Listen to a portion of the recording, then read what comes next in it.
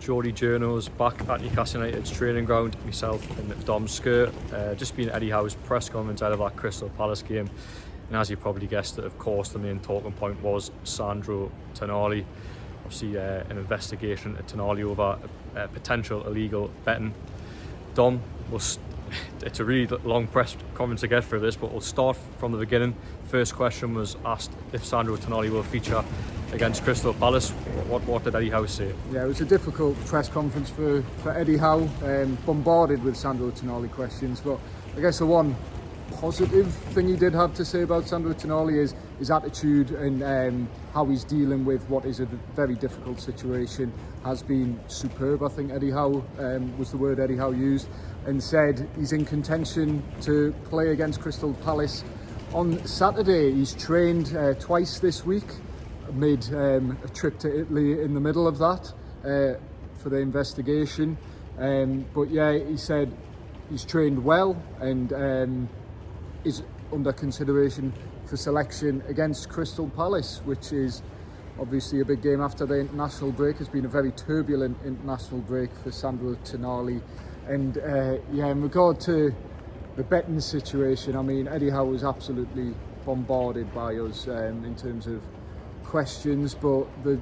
sort of overriding message, Eddie Howe did no comment and bat away quite a few questions, but the overriding message was similar sentiment to the club statement about supporting Sandro Tonali through this difficult time, Jordan. Yeah, it's exactly what it was. I mean, obviously this is a legal proceeding, so Eddie Howe was on obviously edge on the side of caution. Didn't want to say too much whilst the investigation's ongoing, but you know, he said his immediate message when he heard the message from Dan Ashworth, took a phone call from Dan Ashworth last week. His immediate thought was about Sandro Tonali and his well-being and his welfare, and that's what was pushed really from Eddie Howe in the press conference. He was faced countless questions. I think there was one question asking, you know, would you have done the deal if you knew? Should Sandro have told you about this the betting or the gambling addiction? But Eddie Howe constantly was one message. He wanted to talk about the player, his welfare, and throwing his full support behind him. And I think that's probably what's key here. We can't comment yet. Obviously, talk of potential ban from Italy. We can't sit here and say that yet because it hasn't happened. But what we can talk about is, you know, that his player's agent has came out and said he's a gambling addict, and that's where the support is at the moment. You know, if the ban does come, then Eddie Howe will answer questions later in time. He was asked if there was indication of when the club will find out more.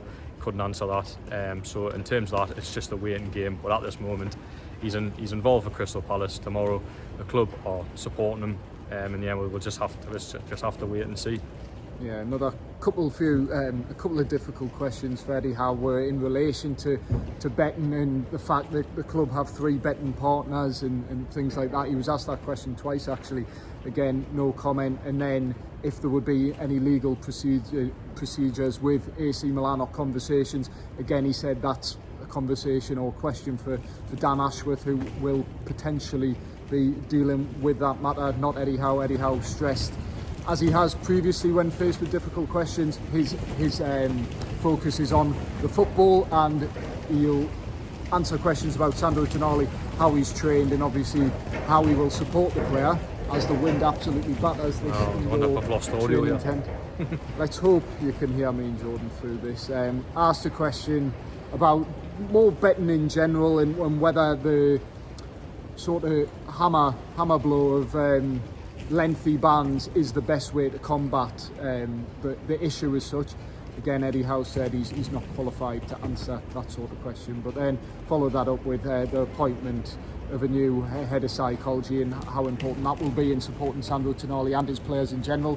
And yeah, Eddie Howe said that would be an important one for the club in general. But yeah, it's one of those press conferences where Eddie Howe didn't say much. It was more, the questions were more interesting than answers. Yeah, I mean, he was, as you'd expect, he was sort of interrogated on Sandro Tonali. Lines to take away from that, or we're going to move on to that lines? Yeah, I think so. I mean, I think a lot of Newcastle fans would probably be sick of hearing about Sandro Tonali. He will be in contention for tomorrow. Whether he plays or not, we're not sure.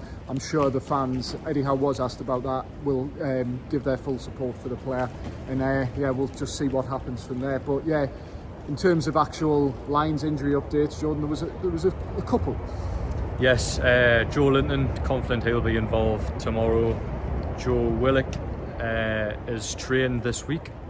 I think he's only just returned to training, so won't be involved tomorrow, but it sounds good on that front. Sounds like he could be back within the next couple of weeks, which again, given the potential Tonali situation, his return now is pivotal.